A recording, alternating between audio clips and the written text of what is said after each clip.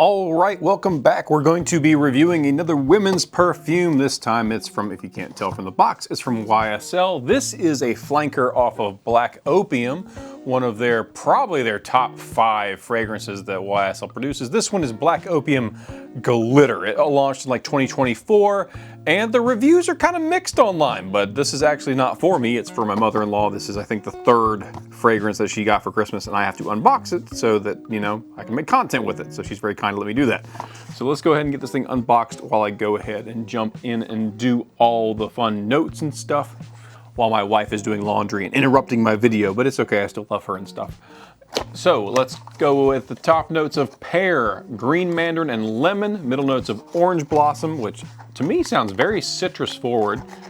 And then you get base notes of vanilla absolute, coffee, marshmallow, musk, and patchouli. So it opens up kind of fruity and dries down kind of sultry, kind of gourmand. I think what balances out there that kind of makes us a flanker and not something just totally new is obviously that coffee and vanilla note, as well as the pear. And I'm sure there's some random citrus that they have in common with the original.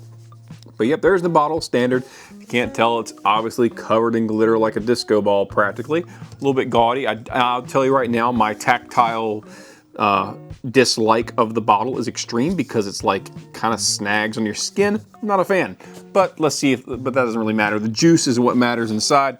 Now, the way we do it on this channel, if you've never watched my stuff, is we test on paper, then we test on skin, and I give you my basic impressions of what's going on just with those opening notes. Sometimes I can tell you, hey, this is a pretty linear fragrance and everything comes out all at once. Sometimes I can tell you, hey, it seems like it'll be more complex, but the main thing is just what those opening notes are and how they present on paper. And then we do the same thing, but on skin, because skin is 98.6 degrees, and a lot of those sweeter, fruitier notes sometimes come out faster because of the temperature difference between the 68-ish degree paper versus my 98.6 degree skin. So, without further ado, let's do the sprays. Oh, and by the way, afterwards, I will basically jump out of existence for a split second. Then I come back after having worn this for a couple days, examined it, etc. And I will come back and talk to you about how those notes break down over time, as well as things like longevity, projection, the things that kind of make the fragrance worthwhile for a lot of folks. So now that I got that on paper, yeah, whew, okay, so vanilla right off the bat. So I can definitely smell the vanilla, definitely already smell the coffee, and obviously those opening notes are there too. I'm getting more of the pear in the fruitiness. I'm not getting a whole lot of citrus, honestly. Maybe the orange blossoms in there a little bit of like almost barely powdery kind of floral. But primarily I'm getting coffee, and I get the marshmallow, that's noticeable, and vanilla. Like, so right off the bat, this really just is very gourmandy. Skip those opening notes almost, jump right into those dry down notes. And that's what's projecting the hardest, is that vanilla coffee combo with a little bit of marshmallow in the back. And those fruit notes are just kind of there. So that's on paper though. So that might be an issue where I'm gonna notice a lot more complexity on skin versus paper, but definitely, primarily what I'm getting from this in the opening is a lot of gourmand notes. So that vanilla coffee marshmallow combo in particular. I'm not noticing any patchouli. I'm really not noticing any musk outright. It really is vanilla, coffee, and then third place kind of marshmallow. And there's just a little hint of the fruitiness in the opening and not a lot of citrus in my opinion. But again, that's on skin. So that's on paper. So let's do the skin real fast. I have cuts from doing yard work. Ow, ow. All right, let that come off just a little bit.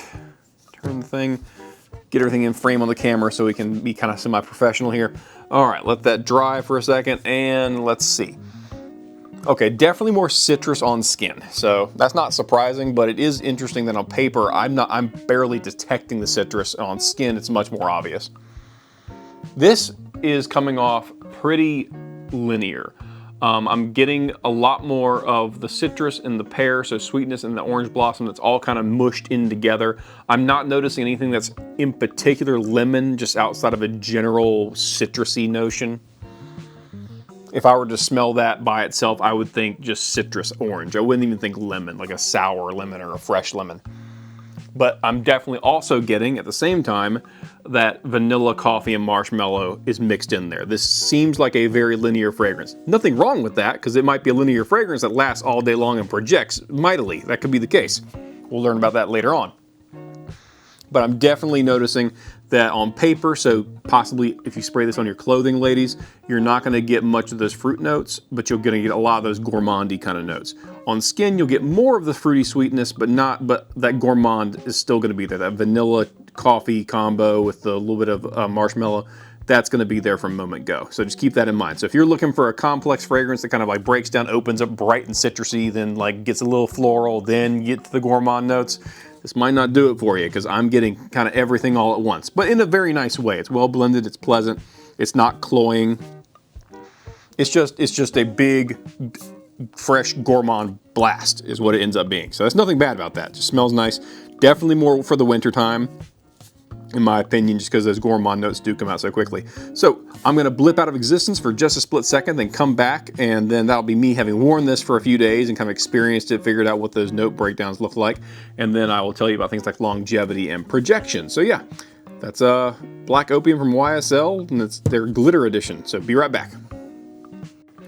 All right, so we are back, and the question is it any good? And the answer is yes. It's a very nice fragrance. It's more on the gourmandy kind of side compared to the original OG Black Opium from YSL. I don't know, my voice is a little scratchy because I'm coming down with something since posting.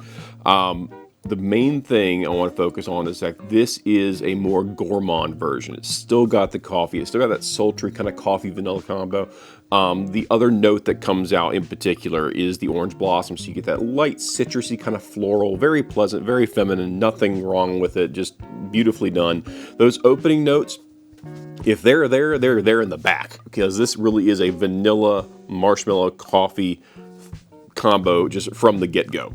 So if you're looking for a super complex, it opens up A, dries down to B, final notes are C, this doesn't really do that. Now, the one question that everyone's going to want to know is like longevity. It lasts 8 hours on skin. It goes and goes and goes. Marshmallow, vanilla, coffee, those notes tend to last quite a while. And also orange blossom lasts quite a while. In fact, days later, this little paper that I sprayed it on still smells like orange blossom and a little bit of vanilla and coffee. So it does go and go and go. The main thing as far as projection, it projects about as what you'd expect. It's a beyond arm's length for 4 to 6 hours. More if you overspray, more if it's on clothing because it dissipates more slowly. The main thing that I will tell you about, because my wife has the OG, she has the original Black Opium. Is this a worthwhile flanker to add if you already have Black Opium? In my opinion, honestly, no. Because what really differentiates this from the original Black Opium is that marshmallow kind of accord that's in there, that kind of fluffy, powdery, sweet thing going on. And it's nice, but it's not so different from the original that I would say it's worthwhile. However, if you happen to see this in a store and you're like, oh, I really like that, and it's cheaper, and it's like a discount store like TJ Maxx, where I think we either got this at Marshalls or TJ Maxx. If you can find it cheaper, it's a good one. I'd say this is more winter friendly. Maybe Black Opium Original is a little more any time of year kind of fragrance. It's a little more date night, a little more sultry. This is a little more bubblegum kind of fun, but it's still got so much of that original DNA in it. I just don't see it as a flanker where you're like, ooh, I'm going to get the whole collection and feel like I'm getting something really different. Compare that to something like Black Opium Over Red, which is a profoundly different fragrance. It's like it's not even the same ballpark because of the cherry notes and stuff. That one's worth it because it's just so very different. This one just isn't different enough. However, if you don't have Black Opium already, and you're like, I really want to have that kind of quality from YSL, but I don't want to pay a whole bunch, and you see this in like a discounter or something, this is a good pickup. It's just not going to add much to your collection to have the original and then add this to it. You'll get a little bit of extra mileage just because it was marshmallowy, so it's maybe a little more girly girl if you want to give it kind of like a gendered vibe to it.